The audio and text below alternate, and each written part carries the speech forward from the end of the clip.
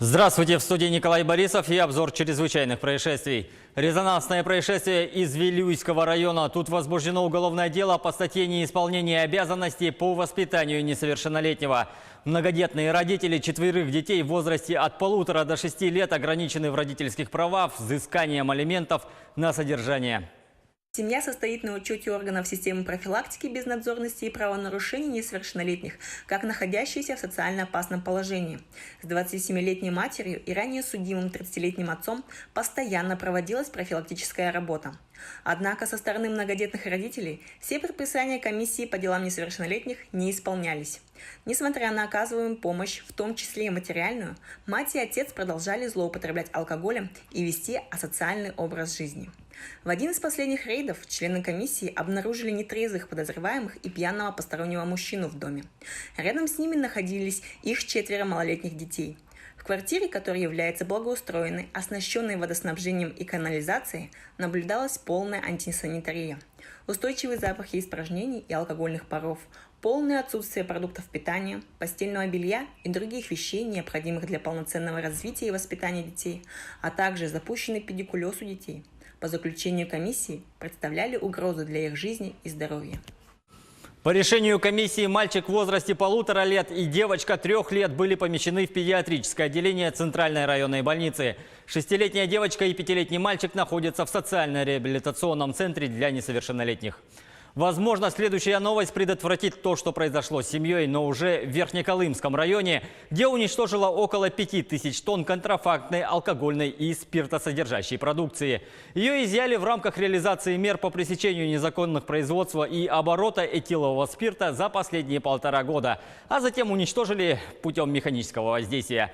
Полиция отмечает, что мероприятия по выявлению нарушений в сфере алкогольного законодательства в республике будут продолжены.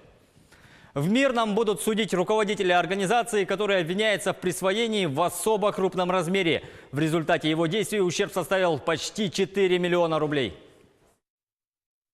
По версии следствия, в апреле 2017 года обвиняемый, желая улучшить свое материальное состояние, используя служебное положение, заключил с одним из индивидуальных предпринимателей договор подряда по техническому обслуживанию социальных объектов.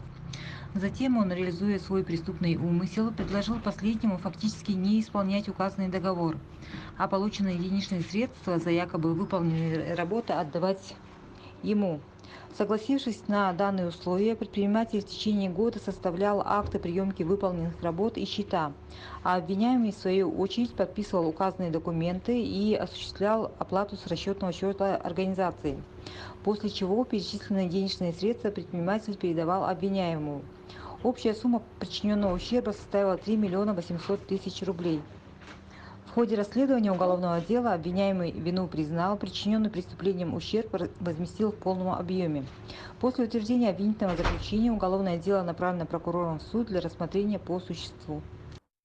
Продолжаем тему, но уже на федеральном уровне. Силовики задержали замгубернатора Ростовской области. Как сообщает ТАСС, речь идет о деле о злоупотреблениями полномочиями при строительстве стадиона «Ростов-Арена».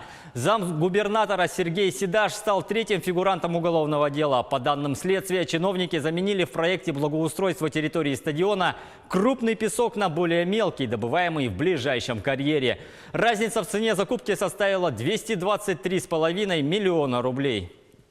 А в Московской области вынесен приговор по резонансному делу в отношении эксперта, ошибочно установившего наличие алкоголя в крови ребенка.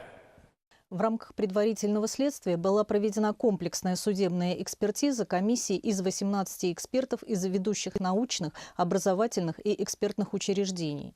Ее заключение подтвердило, что Клейменов нарушил положение действующих нормативных актов в сфере производства судебно-медицинских экспертиз, и его первоначальный вывод о состоянии ребенка в момент дорожно-транспортного происшествия являлся необоснованным. Клейменов произвел изъятие образца крови погибшего мальчика ненадлежащим образом, что привело к его загрязнению спиртообразующей микрофлорой и процессу спиртового брожения. Поэтому при химическом исследовании в образце и был обнаружен этанол.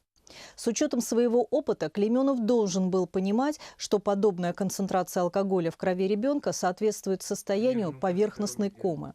Однако он не принял дополнительных мер для подтверждения или исключения полученных им сведений. В действительности у малолетнего на момент ДТП алкогольное опьянение отсутствовало. Ребенок был трезв, что подтвердила комплексная судебная экспертиза. Вопиющий случай не мог остаться без внимания Следственного комитета России. Следователи провели обширный комплекс следственных действий, в результате которых и были собраны доказательства, подтверждающие версию о халатности эксперта Клейменова. На этом пока все. Берегите себя.